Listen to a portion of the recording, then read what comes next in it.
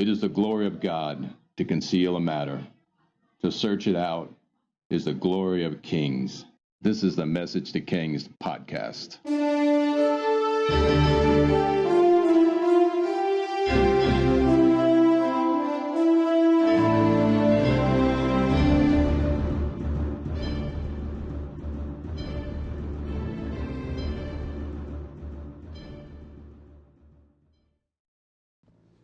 Episode 220, Daniel's Vision of the Ram and Goat. 2 years after Daniel's last dream that he had of the four beasts, he has another encounter. This one speaks of the second and the third empires, Persia and Greece, and Alexander the Great and his followers. Daniel 8. In the 3rd year of King Belshazzar's reign, I, Daniel, had a vision after the one that had already appeared to me. In my vision, I saw myself in the citadel of Susa in the province of Elam. In the vision, I was beside the Ulai Canal. I looked up, and there before me was a ram with 2 horns, standing beside the canal. And the horns were long, and one of the horns was longer than the other, but grew up later. I watched the ram as it charged towards the west and the north and the south. No animal could stand against it, and no one could rescue it from its power. It did as it pleased and became great. The ram is the Persian Empire under Cyrus, eventually under Darius and Xerxes and other leaders. The 2 horns, Media and Persia. The result is the spreading of Persian influence throughout the world. And recognize the directions too. It was west, north, and south. This is the areas where Persia expanded upon where it started. Daniel 8:5. As I was looking about this, suddenly a goat with a prominent horn between its eyes came from the west, crossing the whole earth without touching the ground. It came toward the 2-horned ram I had seen standing beside the canal and charged at it in great rage. I saw it attack the ram furiously, striking the ram and shattering its 2 horns. The ram was powerless to stand against it. The goat knocked it to the ground and trampled on it, and none could escape the ram from its power. The goat became very great, but at the height of its power, the large horn was broken off, and in its place 4 prominent horns grew up towards the 4 winds of heaven. The goat is Greece. We had a leopard once referring to Greece. Now we have a goat. The large horn is one man, a principality unto himself. The Mensa genius, egomaniac, destined world conqueror, battlefield genius, and legendary hero and destroyer of the world order, Alexander the Great. At the height of pride and egomania, he dies. The 4 horns will be the powers that come after him, breaking apart the empire he conquered like a game of Risk. The result, the spreading of the Greek influence throughout the world. Now, just like the previous vision, we get to another parallel kingship in an end-time scenario. Instead of sending the 2 toes or the 10 horns, now we have the 4 horns or the 4 riders of the apocalypse in parallel. So let's cover more on end times for you end times junkies. As we dive into Revelation, remember that Revelation is God's 1 million piece puzzle. You're not supposed to figure it out until afterward. In fact, no one's going to have it figured out. Afterward, they'll say, oh, this is how it all fit together. But I don't see anyone knowing truly how this works. And regarding the one of the pivotal events, the rapture, no one knows the time of the hour. God lays the centerpiece and the outside pieces, and then you can try to fit the others into place. You'll only know afterward. And that's how it works. You'll learn and study every piece, but how and when it all fits together, this is for the master designer to fulfill. Eschatology 101. Here's the major events. God must judge the earth. He does this with 3 major series of judgments. The seal judgments, bowl judgments, trumpet judgments. And in this time period, the earth is completely upended. In the judgments, an unheard of amount of life is lost, and during this time period, evil prospers at levels we have never seen before. The main event of the end times is the rapture, when the dead and living believers are harpazoed or raptured up into heaven. And when this occurs, when it does occur, this has been a debate for Bible scholars all through history. Some say it starts at the very end. Some say it occurs in the middle, or some early in the process of the time period of the end. What we do know is that when this occurs, there's a vacuum in the earth, which the last world leader fills. He'll be called the Antichrist. And of all the talk about the 10 kings, these will be the 10 regions that submit to him and his power. Now, he'll probably truly have power over 3 of them, and then have a controlling influence over the other 7. There is also a setting aside of the Jewish remnant of believers and the 2 witnesses, and the final event is when Jesus himself comes down on a white horse and defeats the armies of the Antichrist and throws them in the lake of fire.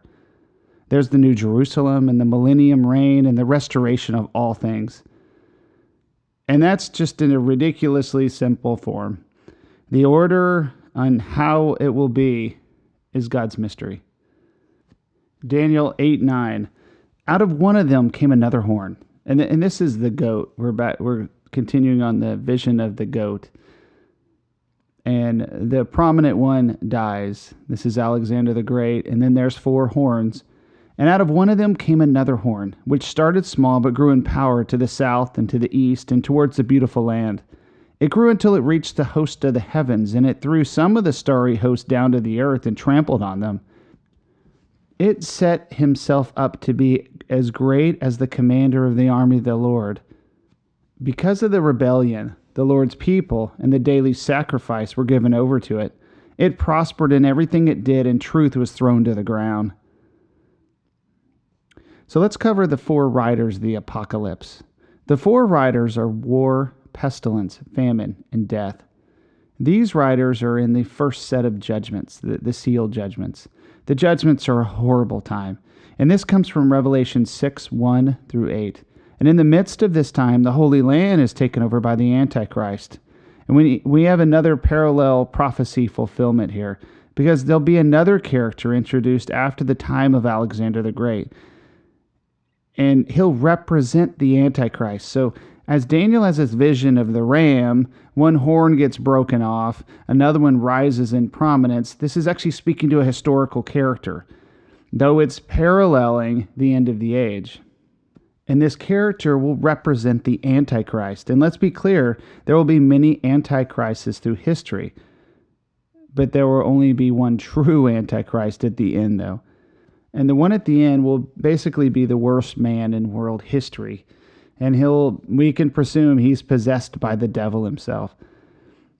And this man being introduced by prophecy will be a man who represents the Antichrist in many ways.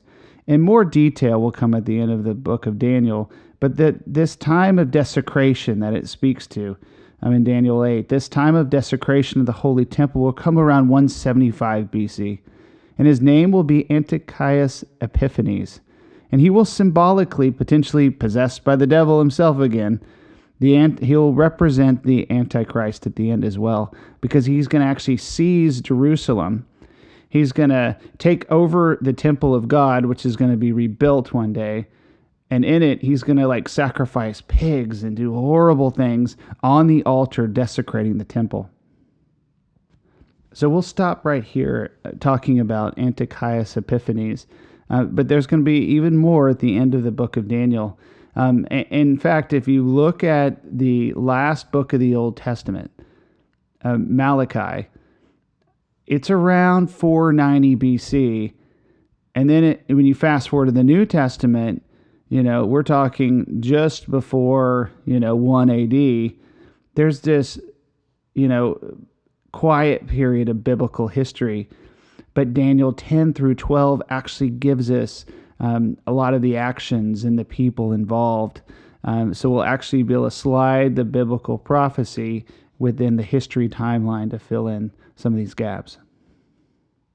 Daniel 8:13. Then I heard a Holy One speaking, and the Holy One said to him, "How long will it take for the vision to be fulfilled? The vision concerning the daily sacrifice, the rebellion that causes desolation, the surrender of the sanctuary, and the trampling underfoot of the Lord's people." He said it will take 2,300 evenings and mornings. Then the sanctuary will be reconsecrated. This relates to the dominant power of Antiochus Epiphanes over Israel. We won't cover much more about him at this point, but yet again, we have God speaking over history from the perspective above it. Next, check out the interpretation. Daniel 8:15. While I, Daniel, was watching the vision and trying to understand it, there before me stood one like a man, and I heard a man's voice from the Ulai canal calling, Gabriel, tell this man the meaning of the vision. Then he came near the place where I was standing, and I was terrified and fell prostrate. Son of man, he said to me, understand that the vision concerns the time and the end. And while he was speaking to me, I was in a deep sleep with my face to the ground. Then he touched me and raised me to my feet. He said, I'm going to tell you what will happen later in the time of wrath, because the vision concerns the appointed time of the end. The two-horned ram, you see, represents the kings of Media and Persia. The shaggy goat is the king of Greece, and the large horn between its eyes is the first king. The four horns that replace the one that was broken off represent the four kingdoms that will emerge from this nation, but will not have the same power. In case if we ever doubt the goat and the leopard being Greece, we have Gabriel himself defining the symbolism. Recognize how Gabriel's named here. Gabriel the archangel, one of three angels in the entire Bible given names. Gabriel the messenger, Michael the protector of Israel, Lucifer the fallen one. These three are termed in history as the archangels because they're the only ones in the King James Bible with names. Another thing to mention is something I heard a while back. Forgot who taught it, but prior to the time of Daniel, the angels, the Bible never gives them names because their identity was not given to man until the Jews were healed of their idolatry in Babylon. All right, back to the account. Daniel 8:23. In the later part of their reign, when rebels have become completely wicked, a fierce-looking man, a master of intrigue, will arise. He will become very strong, but not by his own power. He will cause astounding devastation, will succeed in whatever he does. He will destroy those who are mighty, the holy people. He will cause deceit to prosper, and he will consider himself superior. And when they feel secure, he will destroy many and take his stand against the prince of princes. Yet he will be destroyed, but not by human hands. Antiochus will be defeated, and soon after, we'll have the arrival in the world scene of the Maccabeans and the origination of Hanukkah. Daniel 8:26. The vision of the evenings and mornings has been given to you as true, but seal up the vision, for it concerns the distant future. I, Daniel, was worn out. I lay exhausted for several days. Then I got up and went about the king's business. I was appalled by the vision. It was beyond understanding. Notice how Daniel was appalled by the vision, and I like his last lines of his vision. It was beyond understanding. Daniel the Revelator encountered God so often and with such visual power that he was often appalled by his visions, and he found himself beyond understanding. Imagine having the encounters and being trusted with world empires or the current state of the United Nations or with the secrets of nations. To be entrusted with the future of history, to deliver God's omniscience and omnipotence to future generations. Would you be appalled? I would. Because our God is beyond understanding. His ways stretch beyond our galaxy. His names are innumerable, and his power is unmeasurable, and his vision is beyond understanding. The Apostle Paul encountered God and visited heaven, 2 Corinthians 12:2. And I know that this man, whether in the body or apart from the body, I do not know, but God knows, was caught up to paradise and heard inexpressible things, things that no one is permitted to tell. Paul heard inexpressible things, things no one is permitted to tell. Daniel was appalled and beyond understanding. It is the peace of God that is beyond understanding. It is the love of God which is everlasting. Joy is our strength. Paul heard inexpressible things. Daniel was appalled and beyond understanding. These encounters are life-changing and alter our makeup and fabric of our being. Daniel was never the same after these encounters. Paul was transformed again and again. May we, as lovers of Christ and students of his word, encounter him more and more. God, if you're no respecter of persons, as stated in Acts 10, and all your promises are yes and amen, according to 2 Corinthians 1, then why can't I? Why can't the listeners come and see and know you in a real, more intimate way, and see and hear inexpressible things, and encounter your peace beyond understanding, and encounter the sheer presence of heaven?